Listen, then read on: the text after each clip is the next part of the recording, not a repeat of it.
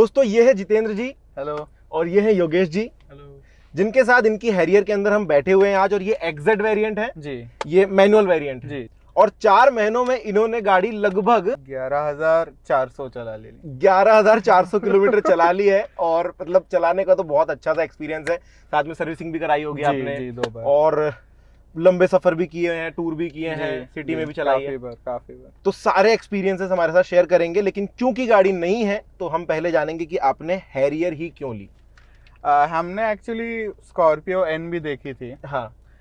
एक तो हमें जो वेरिएंट चाहिए था, समझो ZL जो वेरिएंट आता है, वो उसका प्राइस थोड़ा ज़्यादा जा रहा था। आई थिंक 2-3 लाख से। और वो वेरिएंट तो बहुत सही था, पर अगर आप Z8 पे आते हो तो इसके मुकाबले फीचर्स उसमें बहुत कम थे। अच्छा। तो ये this was a very good bye. और ऊपर से मोनोकॉक चैसी है और बहुत स्मूथ लगा, मतलब गियर शिफ्ट भी स्मूथ लगा। वो भी हम अगर लेने वाले थे तो मैनुअल में ही लेते थे। उसमें भी डीजल ही देख रहे थे डीजल मैनुअल, यस। क्योंकि हैरियर तो जहाँ तक मुझे पता है पेट्रोल आती नहीं नहीं है। आते। तो ऐसा कुछ ख्याल था कि डीजल ही लेनी है या फिर पेट्रोल पे भी स्विच करा जा सकता था? पेट्रोल पे स्विच नहीं करने वाले थे। अच्छा। हमारे पास पहले इको थी, वो पेट्रोल थी ऑब्वियसली। बट नहीं, एसयूवी ली तो डीजल ही लेने वाले थे फिर, क्योंकि अच्छा खासा पिकअप मिले उस जी। हिसाब से। पिकअप, फिर वेट भी रहता है, फिर वो पेट्रोल में मजा नहीं आता डीजल वाला। ओके। सो स्कॉर्पियो एन भी आपने देखी, और अगर इसी Yes. प्राइस पॉइंट पे हम देखेंगे तो शायद क्रेटा भी कहीं ना कहीं इसको थोड़ी बहुत टक्कर देती है। नहीं। नहीं जाना था क्रेटा पर। क्रेटा चला ही हमने। क्रेटा का मैंने डीसीटी भी चलाया, पेट्रोल वाला। क्रेटा लिया होता तो मैं पेट्रोल लिया रहता। डीसीटी चलाया, मैनुअल चलाया, मजा नहीं आया उसमें। और प्राइस बहुत ज्यादा है, सेफ्टी कम है। ओके। सो गिवन दैट हमारा हाईवे पे ज्यादा यूसेज है, हाई स्पीड पे यूसेज है, स्टेबिलिटी इसकी ज्यादा लगी, तो comparatively this was a much better bike. मुझे गाड़ियों का वैसे भी शौक है, तो मैंने बोला जाके टेस्ट ड्राइव करते, क्या दिक्कत है। तो तब हमने हैरियर चलाई। दैट वाज BS4 या BS6 वाली ही चलाई। तो तब ऑटो मैनुअल दोनों चलाई। मैंने बोला गाड़ी तो बहुत सही है यार। बहुत सही है, मतलब बहुत आगे निकल गई टाटा। फिर मेरे दोस्त ने टियागो ली, वो भी बहुत सही थी। हमारे नेबर्स ने टियागो ली, बहुत मतलब सेफ्टी में, क्वालिटी में, साउंड सिस्टम में, सब में ही इतना इम्प्रूवमेंट हो चुका था कि we thought maybe let's give them a second chance. Then we bought 2 Tata. So अभी गाड़ी के अंदर का एक्सपीरियंस कैसा है? क्योंकि जहां तक मुझे पता है काफी सारे फीचर्स से ऐसी गाड़ी आती है। 2 प्रकार के तो मोड्स होते हैं इसमें जी। टोटल 6 मतलब कुछ मोड्स दे देती है गाड़ी जी। कितना इस्तेमाल कर रहे हैं आप उसका? हमने काफी उसका ऑलमोस्ट वसूल ही कर दिया मोड्स के लिए।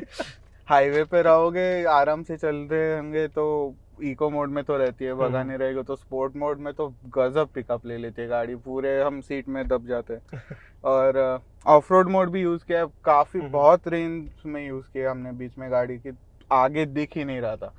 पर वेट मोड में डाल दिया, कोई टेंशन नहीं था। गाड़ी एक बार भी स्लिप नहीं हुई, स्किड नहीं हुई, कुछ नहीं, नो इश्यूज। बहुत अच्छे से चल रही थी। बहुत अच्छे से चल रही थी।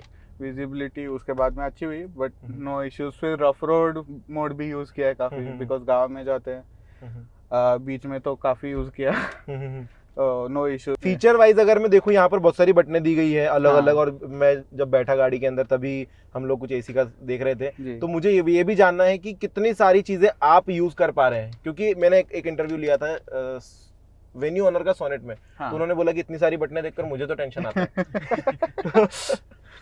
तो आपके साथ क्या सीन है? आपके स्टीयरिंग के ऊपर भी बहुत सारी बटनें। स्टीयरिंग के ऊपर ये तो एक्चुअली बहुत इजी टू यूज बटन हो गए। मतलब आई डोंट नो, मुझे आदत पड़ गई या क्या, पर कभी ऐसा कंफ्यूजन नहीं हुआ किस बात का है। क्रूज कंट्रोल एक साइड है, फिर इंस्ट्रूमेंट क्लस्टर का एक साइड में, इंफोटेनमेंट स्क्रीन का एक साइड में। सो ऐसे कभी शफल होता नहीं है अपन का, इधर इधर कोई कंफ्यूजन नहीं रहता। तो आई थिंक वो एर्गोनॉमिकली अच्छा किया उन्होंने। फिर one of the main reason हमने ये गाड़ी ली क्योंकि उन्होंने ये 10.1 टच स्क्रीन अपग्रेड किया। अगर पहले वाला रहता तो 8 इंच में शायद आता था।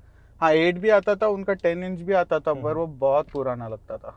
ओके। तो इसमें एंड्रॉइड ऑटो, एप्पल कारप्ले तो है ही, लेकिन जो मेन चीज है इंफोटेनमेंट सिस्टम की हैरियर में, वो है जिसके JBL के स्पीकर। जी जबरदस्त। This is much clearer, the base is much more pronounced. Okay so वैसे तो ये टाटा की सबसे बड़ी गाड़ी है कहा जाए तो, हैरियर सफारी है बोलना, लेकिन वो 7 सीटर में आ जाती है। इसको हम अच्छे से देख सकते हैं कि बूट स्पेस भी है और लेग स्पेस वगैरह भी दोनों रोज में अच्छा खासा मिलता है। हाँ। स्पेस के लिहाज से आपको क्या लग रहा है कि अगर स्कॉर्पियो एन ली होती तो थोड़ा बेटर होता या फिर ये बेस्ट है?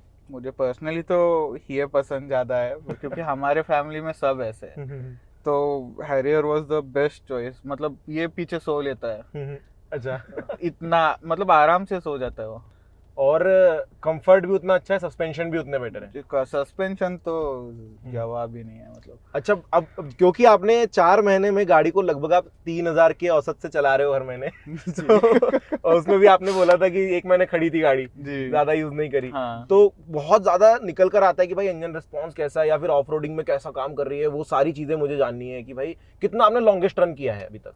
जी, लॉन्गेस्ट रन अगर आप बात कर रहे हो तो हम कर्नाटक की ट्रिप की थी हमने, जिसमें वन साइडेड जो था वो 650 किलोमीटर्स था, और 650 kilometres going and 6 kilometres coming again, और लोकल रनिंग जो था वो अलग। लॉन्ग राइड की बात करें तो कंफर्ट तो नेक्स्ट लेवल है ही, कुछ थकान नहीं, कुछ चलाने वाले आप ही थे अकेले? हाँ, मैं अकेला चलाने वाला था। और जहाँ तक एसी की बात है तो वो बहुत एसी ज्यादा बहुत फुल चिल्ड है, मतलब 25 पे रखो तो भी ठंड लगती है मतलब। हाँ।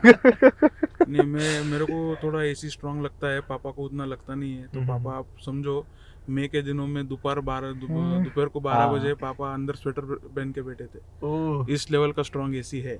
पर आप मतलब अगर विंडस्क्रीन को टच करोगे तो सुपर हॉट। हाँ, बहुत हॉट रहती है, आप हाथ नहीं लगा सकते 1-2 सेकंड के ऊपर। पर उस वेदर में भी आप एसी इतना चिल करता है, मतलब बहुत सही है। सो आपने हाईवे पर भी गाड़ी चलाई है, सिटी में भी चलाई है और ऑफ रोडिंग भी की है, और जैसा कि जितिन जी ने बोला था कि हमने इको मोड भी चलाई है। हाँ। तो मुझे हर एक पर्टिकुलर मोड्स के या फिर आप बता सकें तो क्या कितना एवरेज माइलेज दे रही है गाड़ी?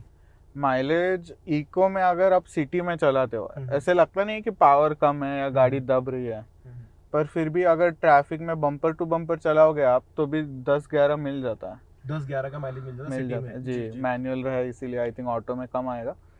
बट अगर आप ठीक से सिटी मोड में सिटी में चलाओगे तो भी आपको 12-13 मिल जाता है। हाईवे पे अगर आप इको मोड में चलाते हो तो फिर मुझे कितना 18-19 का एवरेज मिल जाता है। हाईवे पर 18-19 मिल जाता है जी, आप कांस्टेंट स्पीड रखो, क्रूज कंट्रोल लगाओ, आराम से चलते रहो। रोड प्रेजेंस में मेरे ख्याल से इसको तगड़ा सिर्फ महिंद्रा ही दे सकता है। जी जी जी। बाकी कोई भी डिजाइन मुझे इतनी रोबस्ट नहीं लगती कि रोड पे चल रहा है तो लोग मुड़ के देख लें।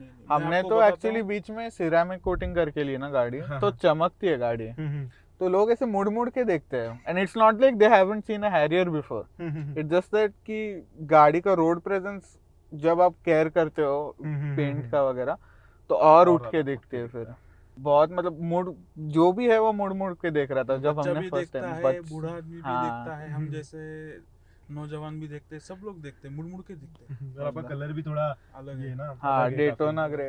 ये प्रीमियमनेस की मतलब एकदम परिभाषा चेंज कर रहा है टाटा, मतलब camo edition, black edition, dark edition. जी जी, पर थोड़ा ऐसे प्लास्टिक वगैरह, I think this is a big plastic panel जो I think they would have made it a bit better. दरवाजे पे जो डोर कार्ड जो रहते हैं उसमें सॉफ्ट टच लगा देते है काफी जगह पे, पर आई थिंक जो हाथ नहीं लगाते वो दिख जाता है। पर तो आई थिंक वो that they could have improve. थोड़े क्रीक्स वगैरह रहते हैं पर वो थोड़ा काम करना तो बाकी है टाटा को, पूरा हाँ। अभी कंप्लीट नहीं किया है इन्होंने। तो अभी हमारे जो व्यूअर्स देख रहे हैं उनको आप क्या सजेस्ट करोगे कि भाई अगर टाटा की गाड़ियों में जाना है तो जा सकते हैं, या फिर देखो बहुत सारे मिसकंसेप्शन अभी भी बने हुए कि टाटा की गाड़ी वाइब्रेट ज्यादा करती है, नॉइज ज्यादा आता है, थोड़ा बहुत डिफरेंस दिखने मिलता है बाकी गाड़ियों की तुलना में, लेकिन कस्टमर सपोर्ट के हिसाब से या जो एक्सपीरियंस आपका हो रहा है? कस्टमर सपोर्ट में हमने बहुत सुना था कि टाटा अच्छा नहीं है वगैरह, बट आई थिंक लॉकडाउन के बाद उन्होंने कुछ तो बहुत स्ट्रिक्ट किया है। उसके बाद we never faced a problem कि भाई हम रीच आउट कर रहे हैं और हमें कोई रिस्पांस मिला नहीं है, सॉल्यूशन मिला नहीं।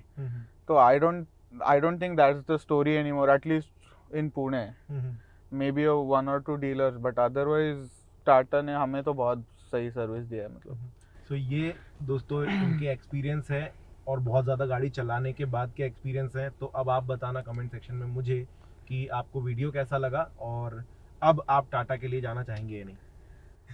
हाँ ज़रूर, हमने ऑलरेडी नेक्सॉन भी खरीदी है, petrol AMT, so if Nexon gets updated for a DCT we might go for it in a few years. DCA हाँ DC है यस तो आप लोग लाइक करो वीडियो को, फटाफट सब्सक्राइब भी कर लेना चैनल को।